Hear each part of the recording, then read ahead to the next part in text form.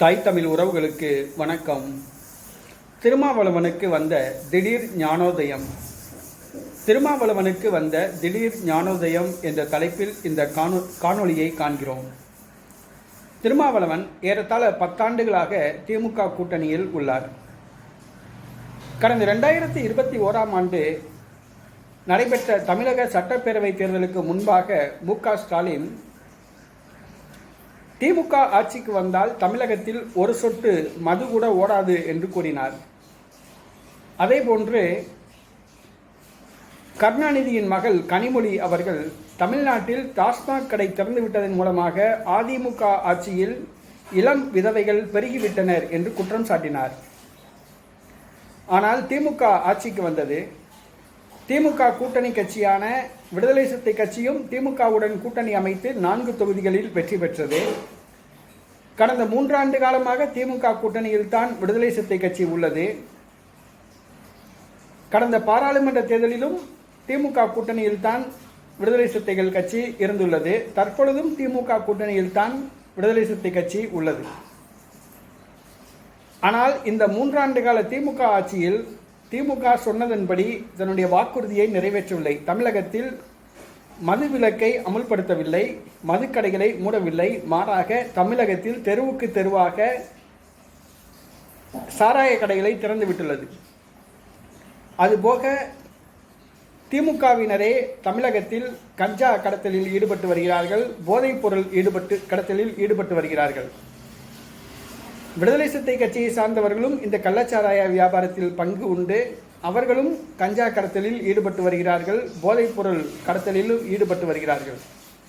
ஆனால் இந்த 3 ஆண்டு காலம் தமிழகத்தில் கள்ளச்சாராயம் ஓடுவதே திருமாவளவனுக்கு தெரியாதா?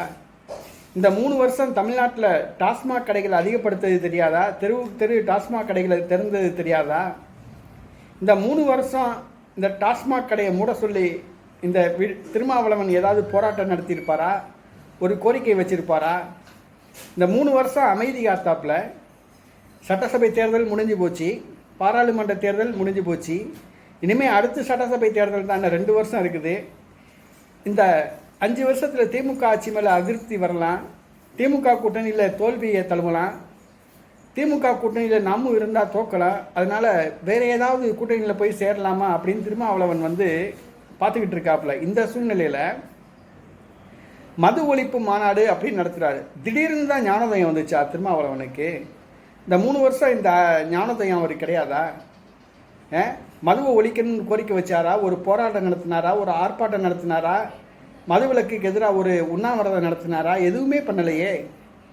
இப்போ திடீர்னு மதுவிலக்கு மாநாடு அப்படின்னு சொல்லி அறிவிக்கிறாப்புல.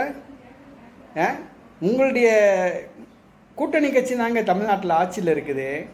நீங்கள் நினச்சிங்கன்னா கோரிக்கை வைக்கலாம், சட்டசபையில் குரல் கொடுக்கலாம், முதலமைச்சரை சந்தித்து ஒரு கோரிக்கை வைக்கலாம், பத்திரிகையாளரை சந்தித்து கோரிக்கை வைக்கலாம், அழுத்தம் கொடுக்கலாம். எதுவுமே செய்யலை. அப்போ திடீர்னு மது ஒழிப்பு மாநாடு அப்படின்னா இப்போ என்ன சொல்கிறீங்க? நீங்கள் சட்டசபை தேர்தலுக்கு முன்பாக மதுக்கடைகளை மூடினால் எத்தனை விஜய் வந்தாலும் திமுக தான் ஜெயிக்கும் அப்படிங்கிறீங்க. ஏன் முதலே சொல்லியிருக்க வேண்டியதுனா? திமுக ஆட்சிக்கு வந்த அடுத்த நாளே நீங்கள் மது விலக்கில் கையெழுத்து போடுங்கன்னு சொல்லியிருக்கலாம்ல. 3 வருஷமாக ஒன்றுமே செய்யலையே திமுக. மதுக்கடைகளை திறந்து விட்டுருக்கேன். இப்போ திடீர்னு ஞானோதயம் வந்துச்சோ? இப்போ வேறு கூட்டணியில் இடம் பிடிக்கிறக்காக வேண்டி நீங்கள் இந்த மது விலக்கு கொள்கையை கையில் எடுத்திருக்கீங்களா? நீங்கள் யாரை ஏமாற்ற பார்க்குறீங்க? மக்களை ஏமாத்துறக்காண்டி தான் இந்த விடுதலை சிறுத்தை கட்சி மது விலக்கு மாநாடா? மக்கள் காதில் பூ சுற்றலாம்னு நினைக்கிறீங்களா? மக்கள் கேனப்பயிலுக கிடையாது. மக்கள் இப்போ ரொம்ப தெளிவாயிட்டாங்க. மக்கள்கிட்ட இப்போ அரசியல் விழிப்புணர்வு நிறைய வந்துருச்சு. முந்தி மாதிரி கிடையாது.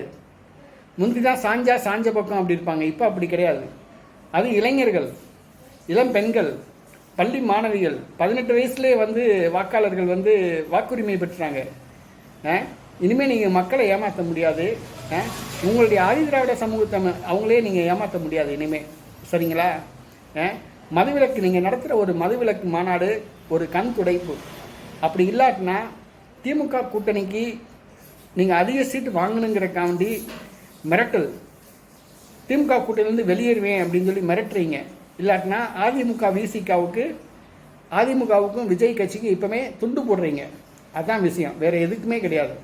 உங்களுடைய மதுவிலக்கு மாநாடு, மது ஒழிப்பு மாநாடு ஒரு கண் துடைப்பு, ஒரு அரசியல் நாடகம்.